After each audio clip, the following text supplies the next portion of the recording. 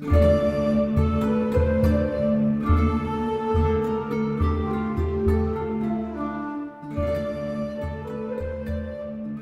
Goat-Faced Girl.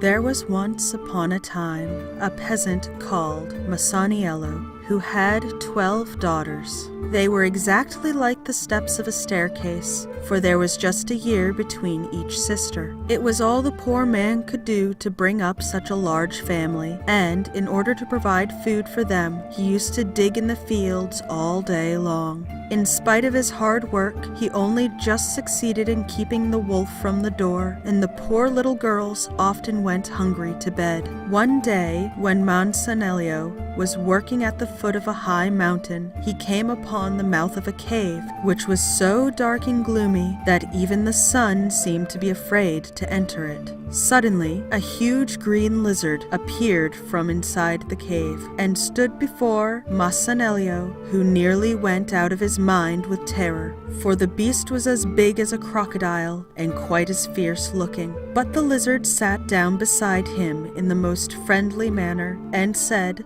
"Don't be afraid, my good man. I am not going to hurt you. On the contrary, I am most anxious to help you."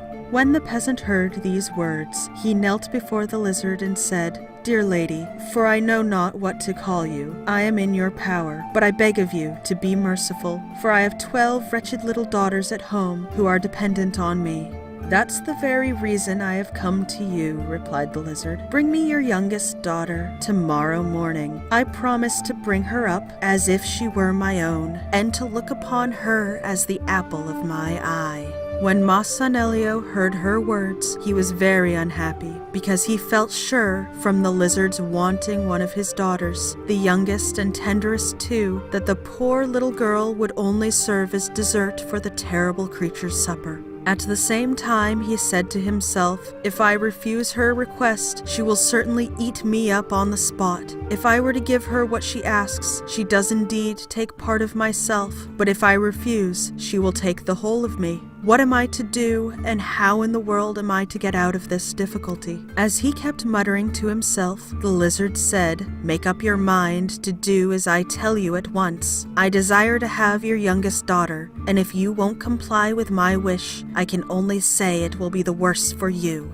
Seeing that there was nothing else to be done, Mythicaliapso set off for his home, and arrived there looking so white and wretched that his wife asked him at once, "What has happened to you, my dear husband? Have you quarreled with someone, or has the poor donkey fallen down?" "Neither one nor the other," answered her husband, "but something far worse than either. A terrible lizard has nearly frightened me out of my senses, for she threatened that if I did not give her our youngest daughter, she would make me repent it. My head is going round like a mill wheel, and I don't know what to do. I am indeed between the devil and the deep sea. You know how dearly I love Renzolla, and yet, if I fail to bring her to the lizard tomorrow morning, I must say farewell to life. Do advise me what to do." When his wife had heard all he had to say, she said to him, "How do you know, my dear husband, that the lizard is really our enemy? May she not be a friend in disguise? And your meeting with her may be the beginning of better things and the end of all of our misery. Therefore go and take the child to her, for my heart tells me that you will never repent doing so." Mythicaliapso was much comforted by her words, and the next morning, as soon as it was light, he took his little daughter by the hand and led her to the cave. The lizard, who was awaiting the peasant's arrival, came forward to meet him, and, taking the girl by the hand, she gave the father a sack full of gold and said, "Go and marry off your other daughters, and give them dowries with this gold, and be of good cheer, for Renzolla will have both father and mother in me. It is a great piece of luck for her that she has fallen into my hands." Mythicaliapso, quite overcome with gratitude, thanked the lizard and returned home to his wife. As soon as it was known how rich the peasant had become, suitors for the hands of his daughters were not wanting, and very soon he married them all off, and even then there was enough gold left to keep himself and his wife in comfort and plenty all of their days.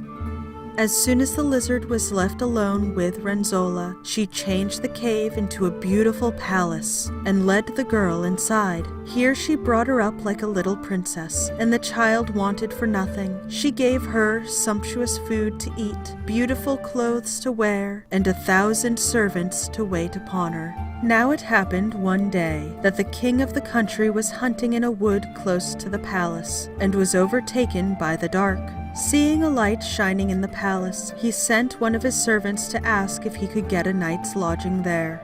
When the page knocked at the door, the lizard changed herself into a beautiful woman and opened it herself. When she heard the king's request, she sent him a message to say that she would be delighted to see him and give him all that he wanted.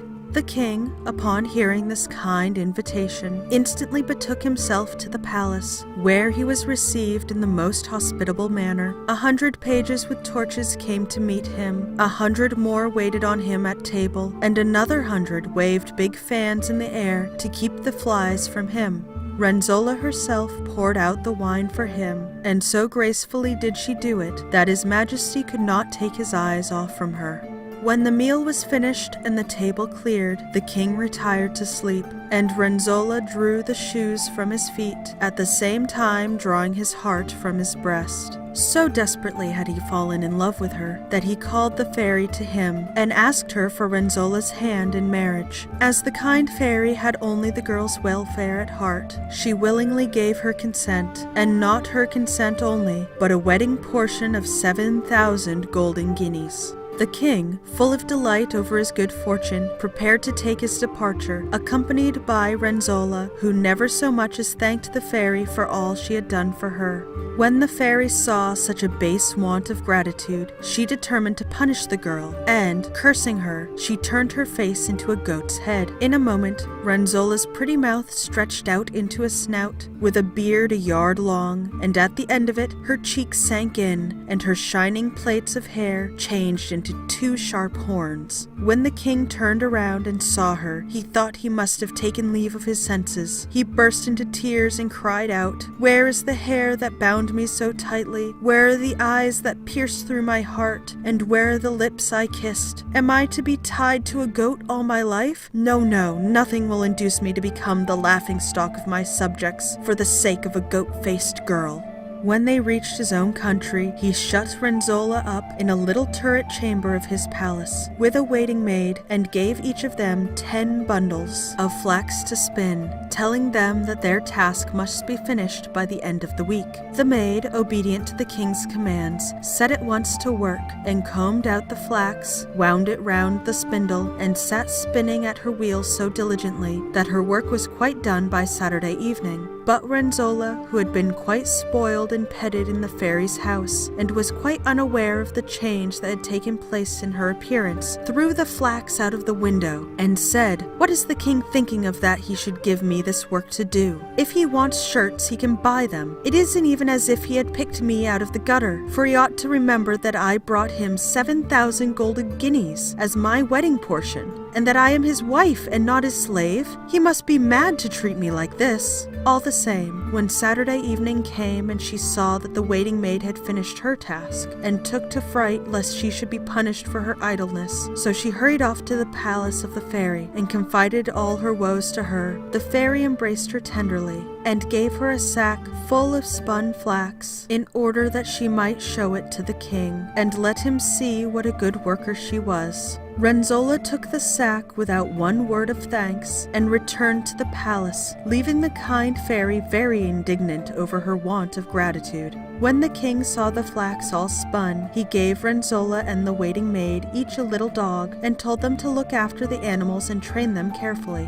The waiting maid brought hers up with the greatest possible care, and treated it almost as if it were her son. But Renzolla said, "I don't know what to think. Have I come among a lot of lunatics? Does the king imagine that I'm going to comb and feed a dog with my own hands?" With these words she opened the window and threw the poor little beast out, and he fell on the ground as dead as a stone. When a few months had passed, the king sent a message to say he would like to see how the dogs were getting on. Renzolla, who had felt very uncomfortable in her mind at this request, hurried off at once to the fairy. This time she found an old man at the door of the fairy's palace who said to her, "Who are you and what do you want?" When Renzolla heard this question, she answered angrily, "Don't you know me, old Goatbeard? And how dare you address me in such a way?"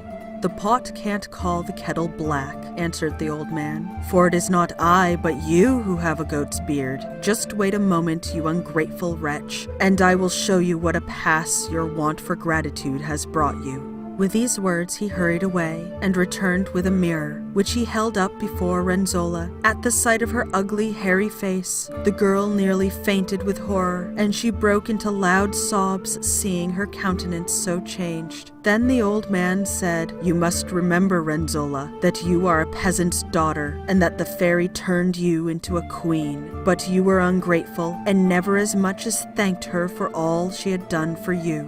Therefore, she has determined to punish you. But if you wish to lose your long white beard, throw yourself at the fairy's feet and implore her to forgive you. She has a tender heart and will, perhaps, take pity upon you." Renzolla, who was really sorry for her conduct, took the old man's advice, and the fairy not only gave her back her former face, but she dressed her in a gold-embroidered dress, presented her with a beautiful carriage, and brought her back, accompanied by a host of servants, to her husband. When the king saw her looking as beautiful as ever, he fell in love with her once more, and bitterly repented having caused her so much suffering. So Renzolla lived happily ever afterwards, for she loved her husband, honored the family, and was grateful to the old man for having told her the truth. From the Italian story of Kletka. So that was The Goat-Faced Girl, the 8th story in the Grey Fairy book. I will be working my way through this book story by story, and if there are any other public domain books that you would like for me to read, please leave a comment below. Did you enjoy this video? Then subscribe for more, and be sure to check me out on Facebook and Patreon. Thank you for listening, and have a lovely evening.